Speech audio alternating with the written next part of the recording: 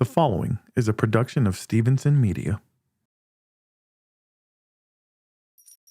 Want to tip the host? Just scan the QR code or click the link in the description. Get a free Houston Sports State of the Union podcast t-shirt with a donation of $50 or more. This is the Houston Sports State of the Union podcast. Ladies and gentlemen, the president of Houston Sports Nation, Nick Stevenson.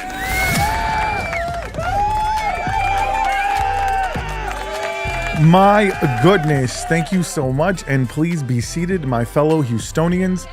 Welcome to this Houston Sports State of the Union address for the week of May 4th. I am the self-appointed president of Houston Sports Nation, Nick Stevenson. As always, if you are joining me live or if you are listening to this after the fact, if you chose to spend a little bit of time with me today, I appreciate you so much.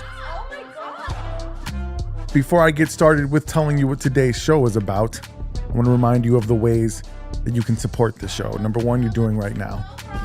You're watching, you're listening, hopefully you're sharing with your friends and family.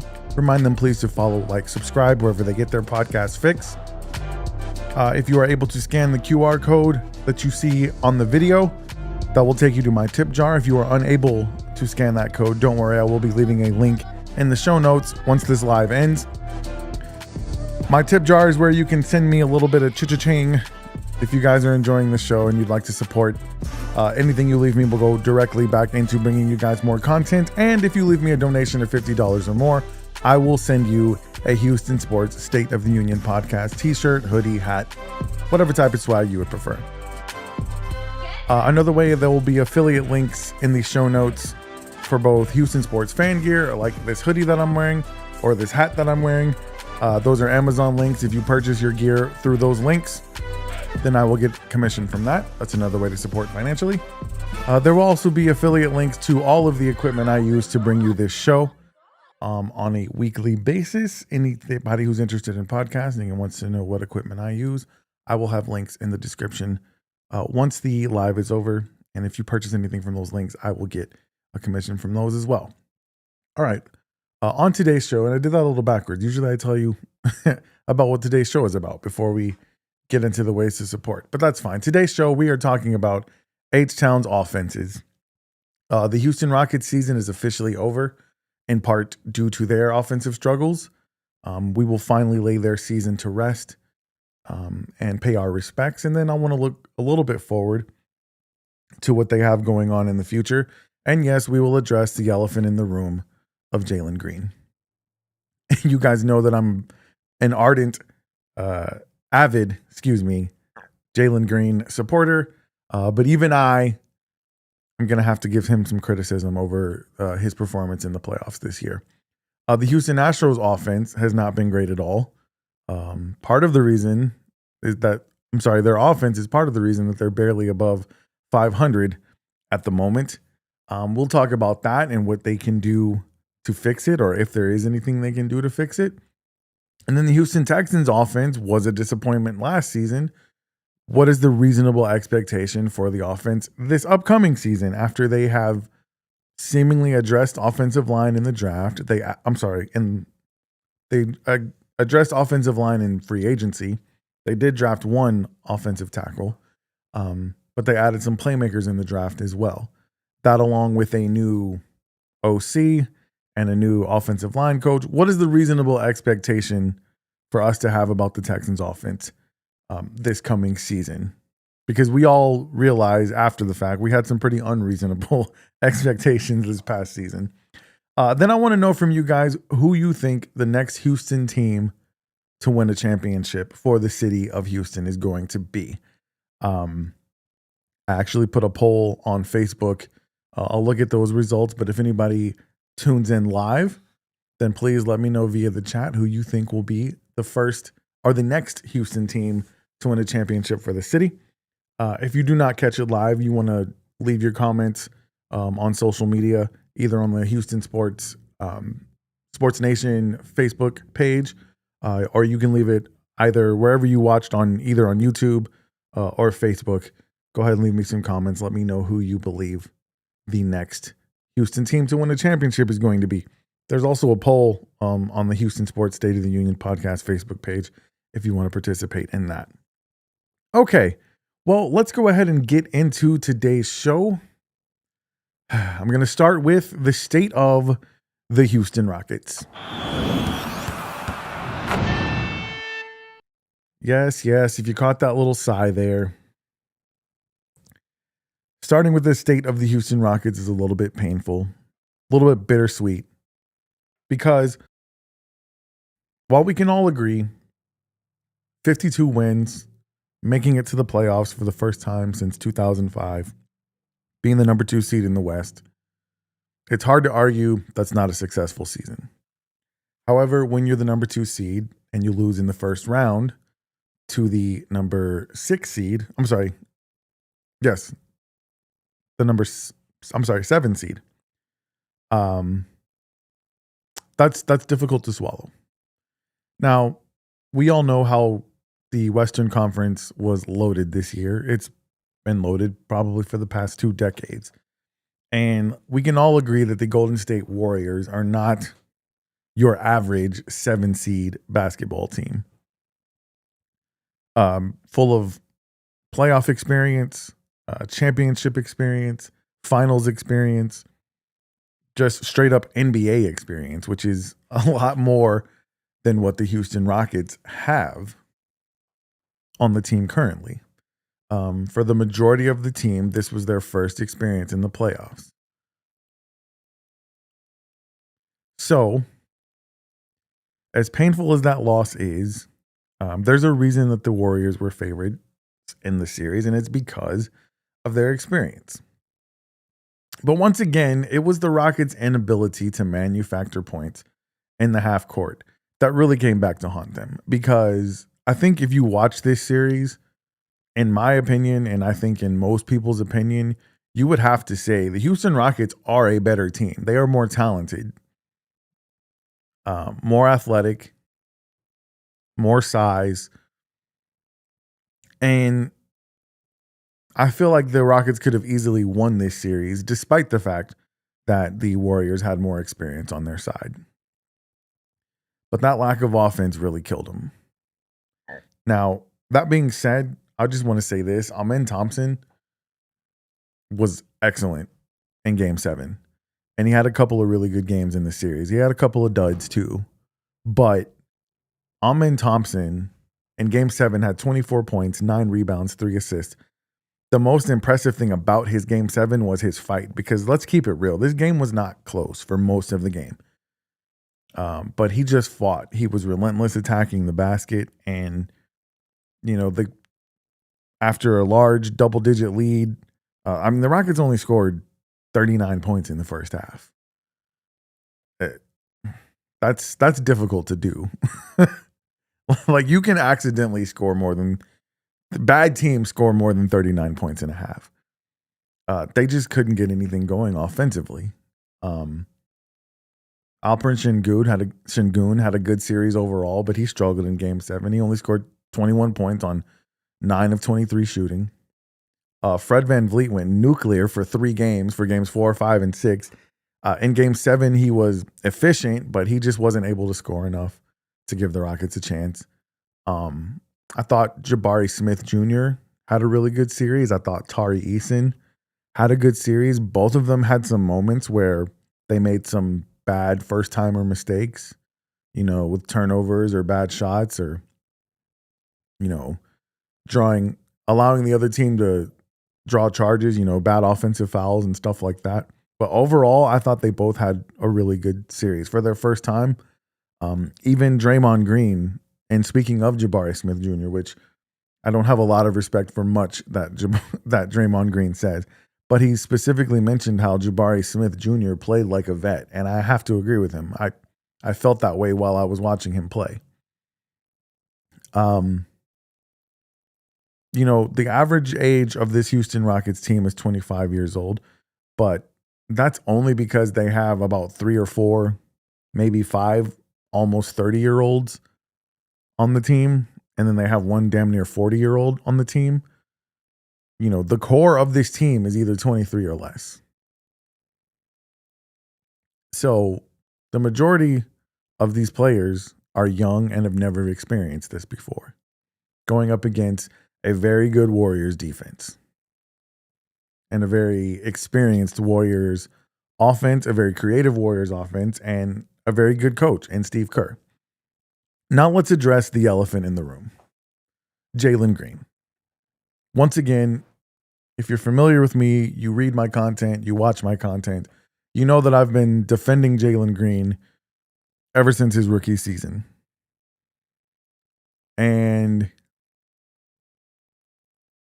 I'm still going to continue to defend him. However, in this playoffs, I can't, he was bad. Jalen Green was really bad. I give credit to the Warriors on playing very good defense on him. The Warriors played Jalen Green very similarly to the way the Rockets played Steph Curry. Steph Curry is one of the greatest, not just point guards, but players of all time. So he was able to endure that. And the Rockets at times were not on point with their rotations and communication on defense. So he was able to get free just enough to do damage. But Jalen Green wasn't good. Other than in game 2, I felt like he looked lost. He looked kind of deer in headlights type situation going on. And he was just very indecisive. You know, like I said, they're playing him very similar to the way the Rockets played Steph. So they're blitzing him on picks. They're sending 2 at him every time. I mean, forget in the paint. Every time he crossed into the 3-point arc, they were sending 2 at him. And he just looked really indecisive. Sometimes he made the wrong pass, or sometimes he didn't pass when he should have, and took a very difficult, challenged shot. And so it wasn't good. I'm not going to pretend that it was. In the one game where the Warriors played him straight up man-to-man, he cooked them for 38 points.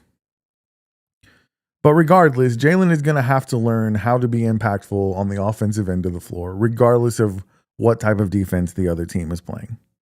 And I think part of that, the onus needs to be on the coaching staff, namely Ime Udoka. You got to find a way to coach Jalen Green up to help him discover ways that he can be impactful on offense, even when they're doubling, trapping, whatever. But Jalen's got to be better with his decision making. You know, if Jalen Green has 12, 13, 14 points and he's got, close to double-digit assists and you lose, I think you can deal with it because you feel like, okay, Jalen was maybe not scoring, but he was making the right play. If he has a bad night offensively, but he shoots 10 free throws and makes 8 of them, I don't think, and you lose, I think you can deal with that. And that's the thing. Jalen Green is not the reason that the Rockets lost these games. As a matter of fact, they won 2 of the 3 games that they won. Jalen Green didn't play particularly great at all. You had the 38-point game. You had one game where he scored only 12 points, but he was a plus 20 on the floor because he was doing other things defensively, and he was distributing the ball, making the right pass. I believe that was in game 6. But overall, Jalen was bad, and I can't sit here and defend him and say that he wasn't. Jalen Green was not good in this series. That being said, I will continue to say this until I am blue in the face. Now is not the time to try to trade Jalen Green. Don't take my word for it. Listen to his GM and listen to his coaches. A lot of the media kept trying to ask them about Jalen Green. What does Jalen Green need to do better? And, I'm pretty sure they were hoping to hear some scathing answer. But listen to the coach. Ime Udoka basically said, hey, the same thing I just said. The Warriors played really good defense on him. And in a lot of ways, that's a sign of respect for the way they were defending him. But Jalen's got to figure out how to get to his spots and how to make the right play. Ime Udoka invites the trap.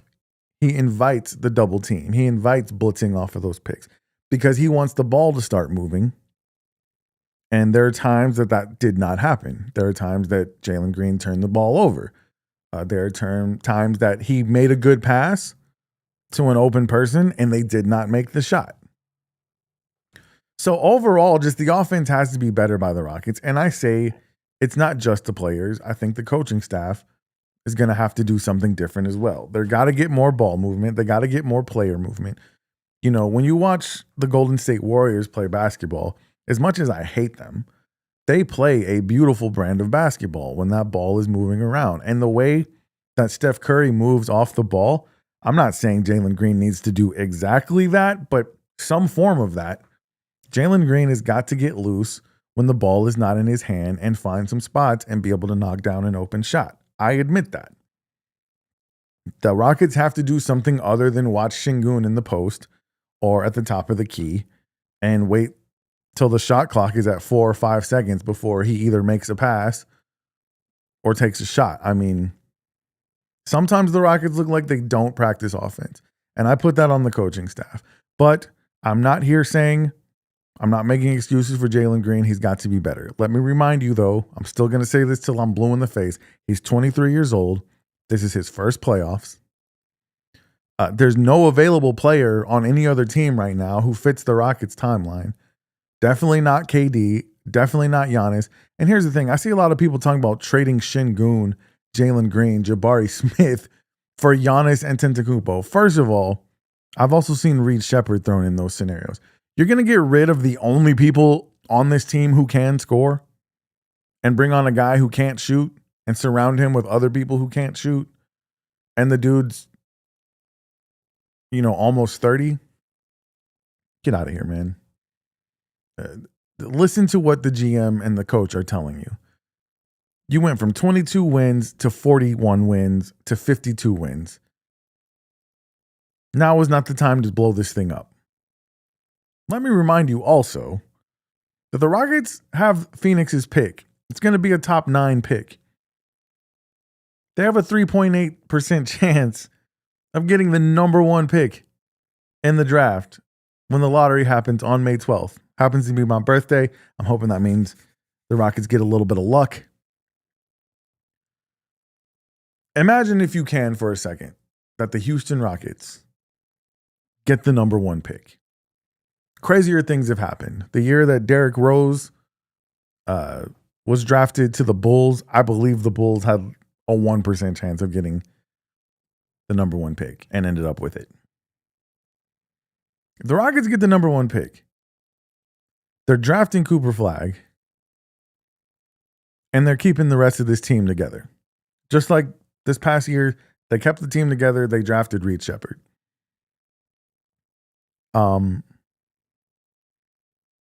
You got to let them cook, man. Like I said, the core of this team is all 23 and under.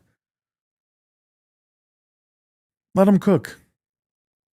Let them cook. I will beat that drum until my arms fall off, man. I'm tired of every time I turn on the television or I click on the internet somewhere, open up Twitter, open up Facebook, I'm seeing another trade scenario for the Houston Rockets to bring in the likes of Kevin Durant, who's almost 40,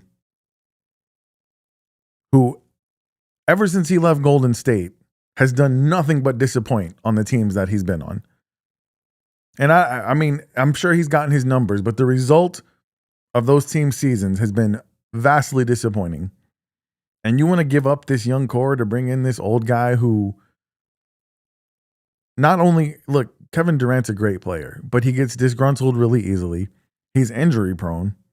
I mean, say what you will about Jalen Green, the man's played 82 games 2 seasons in a row.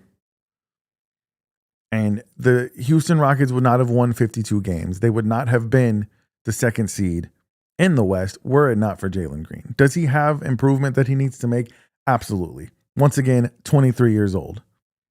The first article I wrote for the Dream Shake, I compared his first 3 years to Kobe's first 3 years, and everybody said I was crazy. But I'm not the only one who said it. When Draymond Green was asked about Jalen Green, he said he's not the first great player to struggle in his first playoffs, and he won't be the last. In Kobe Bryant's first playoffs, he averaged 8 points a game in 14 minutes. He shot less than 40% from the field and less than 30% from the 3-point line. He wasn't good. You all, if you're my age, then you remember Kobe Bryant shot 4 air balls in a row in Game 5 of a first-round series versus the Utah Jazz that the Lakers lost. What I will give Kobe is this. At least he took those shots to be able to airball. Jalen took like 8 shots a game. And that's why I'm not giving him any excuses. He definitely has to be better. Jalen cannot be so timid in the face of tough defense, because you're going to face tough defense. Everybody's good in the playoffs. So I hope this offseason he gets in the gym, he gets stronger.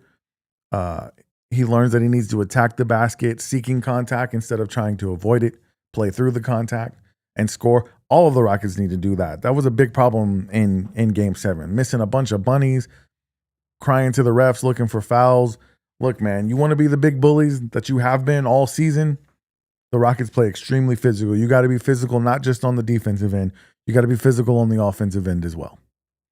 And finish. So, all that being said, though, like I said, 52 wins, first time in the playoffs in 5 years. The arrow is definitely pointed up for the Houston Rockets. I want them to keep this team together. I want them to have another year to develop. I would like to see Steven Adams come back. If not, get another veteran center. Perhaps we can find Clint Capella back in a Rockets uniform. I don't know. But I don't think any major moves need to be made for this team. And I stand by that, because the state of the Houston Rockets is very strong. All right, let's move on to the state of the Houston Astros.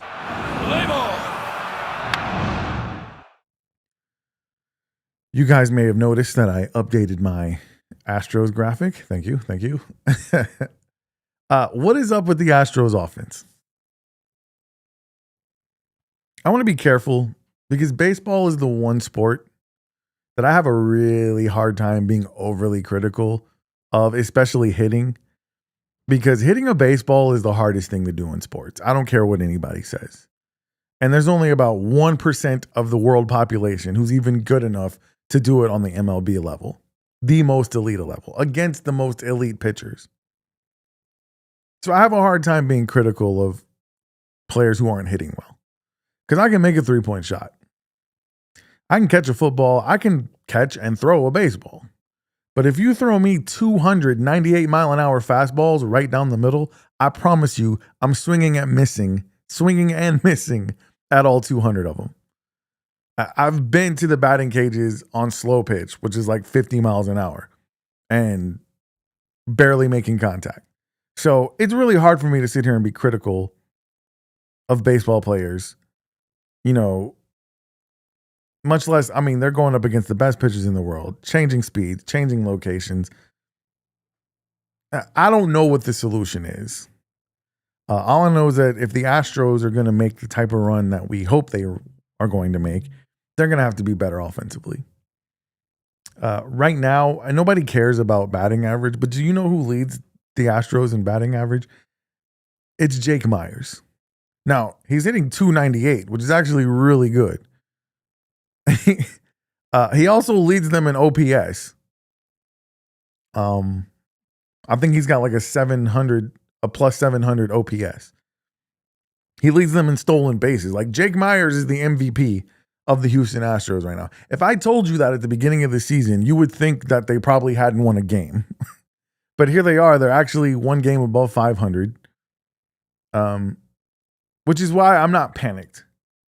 Right now, Pena leads the team in home runs with 5. He's second on the team in hitting. But the team's just not hitting well, man. Alvarez is batting .210 with a .646 OPS. He's got 3 home runs and 100 at bats. As bad as he is, he leads the team in RBIs with 18. So, and the offense has been that bad, and they're still above 500. I think they're only 3 games out in the division. So, I've told you guys before, baseball is the one sport I don't panic, man. I don't allow myself to worry too much because, number one, I'm very content with what the Houston Astros have done in the last decade.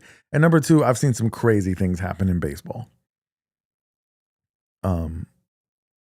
All it takes is a team getting hot for a month or two, and they can run away with the whole division. Who knows?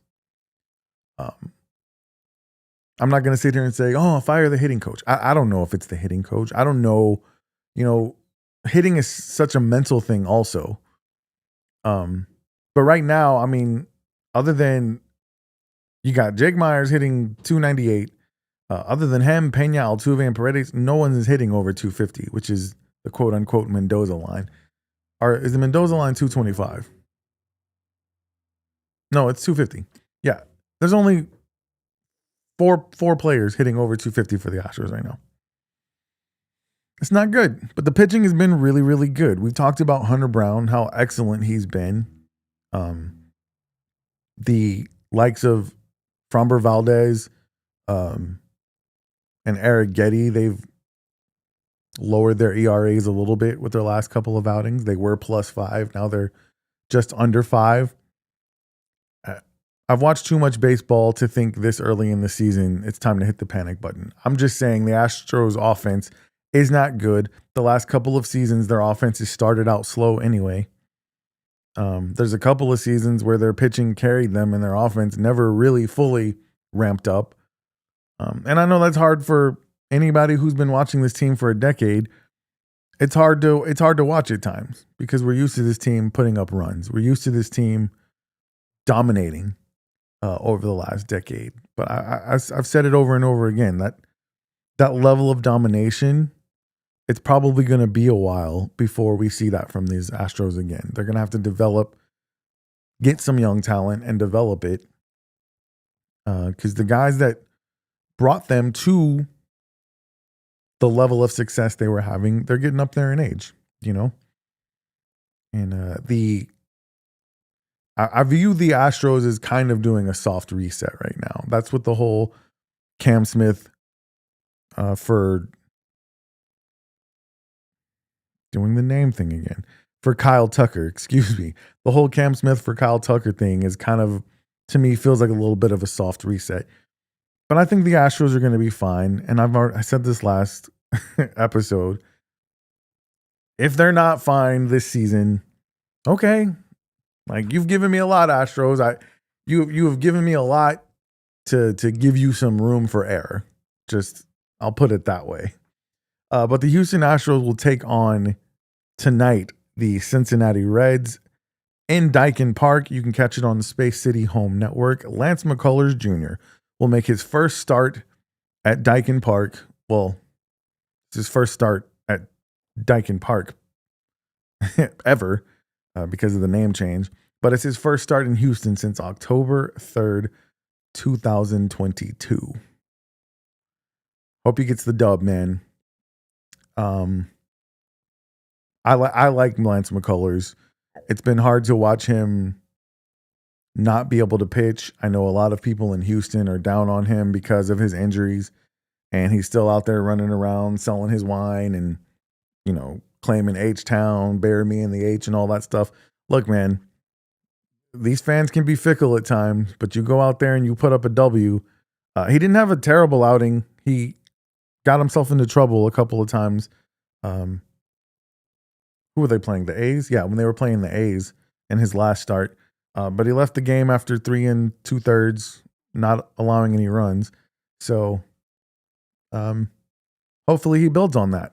And the Astros could use the pitching for sure, because until their bats get going, they need as good of a pitching staff as possible.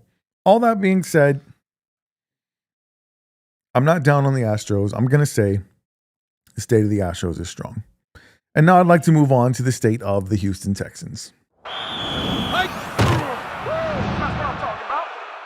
right, I want to take this time to remind you guys that the Twin Toros podcast is every Tuesday at 7:30 on ESPN's YouTube channel. That's when our episodes debut. You guys can go subscribe to the ESPN Houston YouTube channel for all of their content. They actually live stream their daily content on the YouTube channel. And there's a couple of different podcasts and radio shows that you'll find on their YouTube channel as well, but including mine and my good buddy Ruben Calvillo's Twin Toros podcast.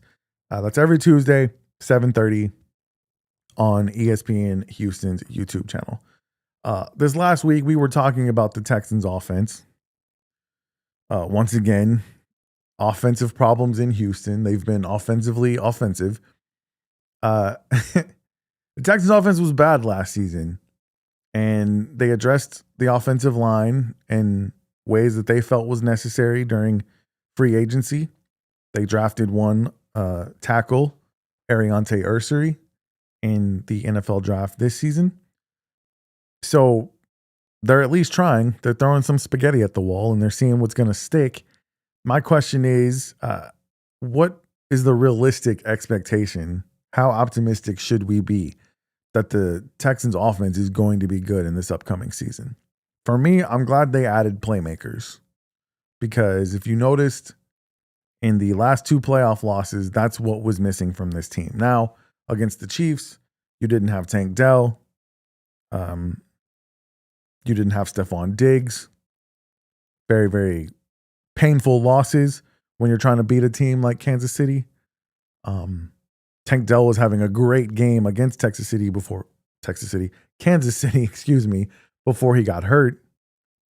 But, that's the name of the game in the NFL. And that's why I think you got to try to have as many playmakers as possible on your team. So by adding Jaden Higgins and Jalen Noel and combining them with Christian Kirk, with Nico Collins, with Joe Mixon, now you got some options. You got some playmakers. What it's going to boil down to, obviously, is how good is the offensive line. And for me, I'm playing the wait and see game with the offensive line. For my buddy Ruben, my fellow Twin Toro, he's already pretty pessimistic because he feels the biggest hole on the team before the draft, before free agency, was the offensive line. And he feels like that hole still remains, if not bigger, because now you don't have Laramie Tunsil. Now you're starting Cam Robinson, who, let's face it, has been average at best as a left tackle. You got Juice Scruggs, who had one good season at center and then one not so good season. You got Patterson, who put together maybe, a season and a half of good football. There's just a lot of question marks. Is Ariante Ursary going to be a day one starter? I think he could be. My buddy Ruben doesn't think he's going to be. That's what it's going to boil down to. And it's going to boil down to, is Nick Caley, the new offensive coordinator, just exponentially more brilliant than doing the name thing again.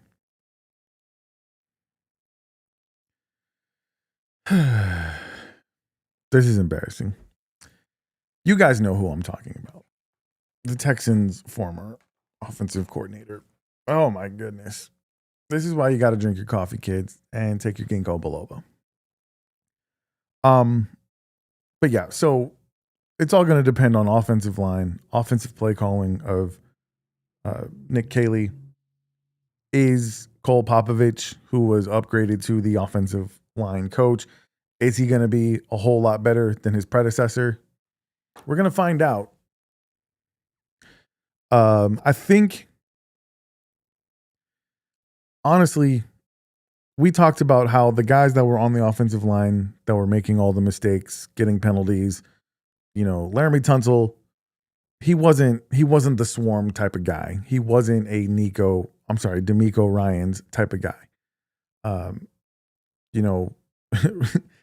It's funny because Ruben was doing a live when all of the, players showed up for the off-season workouts. He asked the question, raise your hand if you think Laramie Tunsil would have been here in this off-season workout. And, at that point, it's just crickets because, he probably wouldn't have been. And so will the culture change be enough to replace his talent as a left tackle? I don't know. Will the culture change be enough to replace the experience of a Shaq Mason, even though Shaq Mason wasn't great? I think anything you get from anybody is going to be better than what you got from Kenyon Green. And will Nick Caley be better than Bobby Slowick? Thank you. The name came to me. I didn't even have to get reminded this time. My pops just jumped in. He says, what are we going to miss? The constant false start penalties? I mean, I'm with you, Pop. But with Laramie Tunsil, CJ Stroud was the second most sacked quarterback in the NFL. So I would love to say it couldn't possibly get worse, but it could. You could be the most sacked quarterback in the NFL. And I hope that doesn't happen because, you know, CJ Stroud, I think for his own confidence, needs to have a bounce back year. And for the Texans to be able to achieve the goals that they want, he's going to need to have a bounce back year. So I think Houston fans this year should be cautiously optimistic about the offense. We got a little bit ahead of ourselves last season. And I get it, man.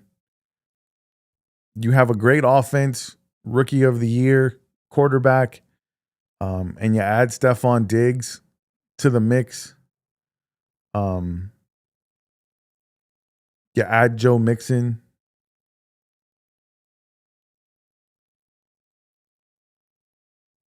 I don't know, man. I just feel like this season I'm gonna be more wait and see. I would love to see these rookies play in the preseason. I would love to see get an opportunity to watch how this offensive line plays in the preseason. And then maybe, I mean, preseason obviously is preseason. It's not a huge indicator of what the regular season is going to look like. But sometimes things can just pass the eye test, right? Sometimes you can look at the offense, and even if the production isn't a whole lot different, you can kind of look at it and say, you know what, this just looks like it's going to be better. And I think that's what Houston Texans fans are hoping for. So that's what I'll label it. Cautiously optimistic about the offense. What I do love is that all of our teams have established an identity. You know, the Astros have established an identity of good pitching, good defense. The Texans have established a tough swarm mentality on defense. The Houston Rockets are a defensive juggernaut. I like that. I like the toughness. I love it. And I don't want them to lose that. But every one of those teams, and let me add the Houston Cougars into that as well. The Houston Cougars have been not great on offense at the times that they needed to be. But I think that they have an opportunity moving forward, especially the Texans with the additions. I see my dad in the chat as well talking about the additions of the two rookie receivers. Christian Kirk, when he's healthy, really good receiver. If this offensive line can give CJ some time, and if CJ can get back to his quick, decisive decision making, and I read somewhere, I can't remember where I read it, that Nick Caley is going to be allowing CJ Stroud to have a lot more control of this offense at the line of scrimmage. But once again, it's just going to boil down to this offensive line. But I think that we could see a really, really good Texans offense. Like I said, I'm just going to be cautiously optimistic in the meantime, though, because there are a lot of question marks about that offensive line and if they're going to be able to hold up. But the one thing I'm looking forward to is seeing it live and in person when the opportunity presents itself. So the state of the Houston Texans, I mean, look, the future is bright for that team, just like it is for the Houston Rockets, in my opinion. I want to ask the question, and I asked the question in a poll on my social media. Who will win the next title for Houston? Is it going to be the Astros doing it for a third time? Will the Houston Rockets win their third championship, first in since 1995? Will the Houston Texans finally break through and win a Super Bowl, or will it be the Houston Cougars?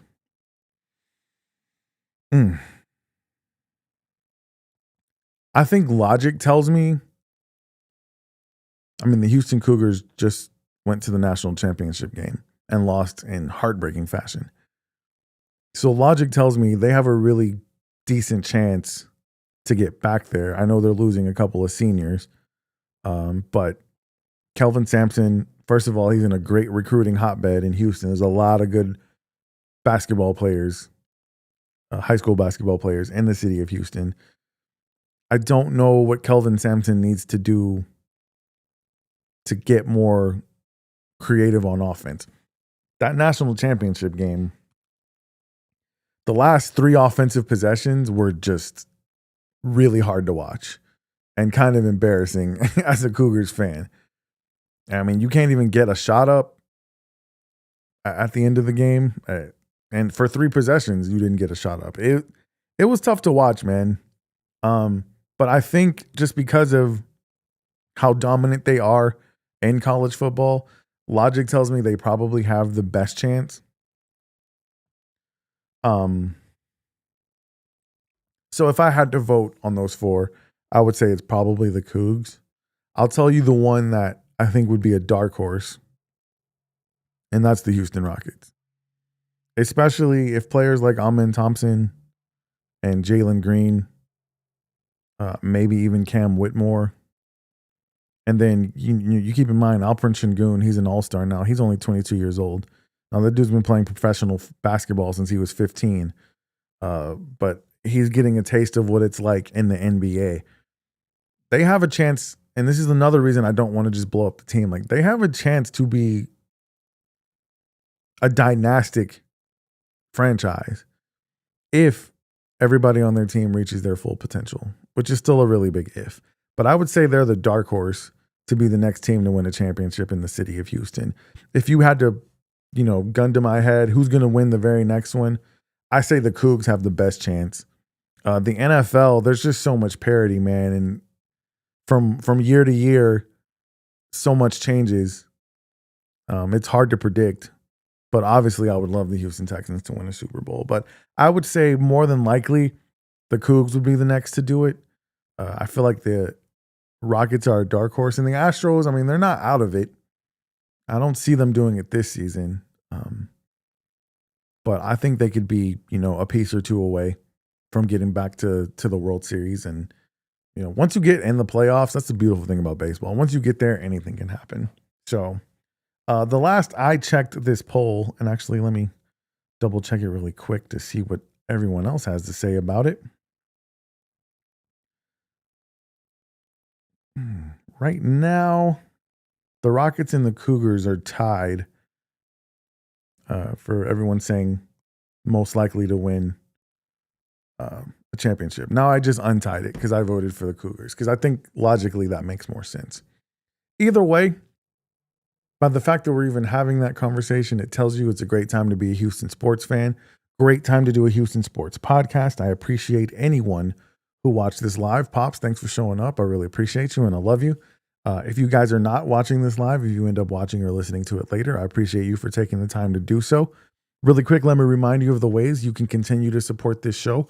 One, you're doing right now. You're watching, you're listening, hopefully sharing with your friends and your family. Remind them to follow, like, subscribe, Houston Sports State of the Union podcast, wherever they get their podcast fix. I will have my link tree in the description of these show notes once the live ends. Give me about 30, 40 minutes. I'll have everything ready to go. I'll also be putting up the audio wherever you listen to podcasts, Apple Music, Spotify, Amazon Music. Anywhere you listen to podcasts, you'll be able to find Houston Sports State of the Union podcast. And don't forget to also subscribe to the Twin Toros podcast. That is on all of those platforms as well. I'm also going to put a link to my tip jar in the show notes. If you guys would like to leave me a little bit of a tip, all that does is help me keep this show going and bringing you guys good content. If you leave me a donation of $50 or more, I will send you a Houston Sports State of the Union podcast t-shirt, hat, hoodie, whatever type of swag you prefer. I just appreciate you guys listening. So I want to show you guys some love for showing me some love. I will also have affiliate links to Houston Sports fan gear for all of our Houston sports teams, including Cougars and Dynamo. Those are Amazon links that if you purchase any of that gear from those links, I will get commission from that. And then I will have the Amazon affiliate links to all of the equipment I use to bring you guys this show. If you purchase any of that equipment from those links, I will get a commission from that. And those are the ways you can support the show. But the number one way, as I'll always say, is what you're doing right now. You're listening, and I appreciate you guys so much. The very next show is going to be on Wednesday. I want to wish everybody a happy Mother's Day. Coming up on Sunday, my birthday, I am turning 42 years old. On Monday, I'm going to be an old man. I'm actually going to the Astros game that day.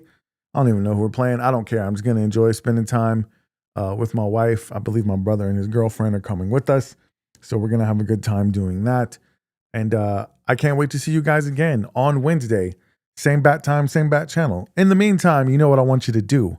I want you to stay 10 toes down for the H. I love you and good night. This has been the Houston Sports State of the Union podcast, hosted by Nick Stevenson. Tune in next week for more news and analysis of your favorite Houston teams. Please follow the show on Facebook, Instagram, the app, formerly known as Twitter, if that's even really still a thing. And don't forget to subscribe to our YouTube channel for more content.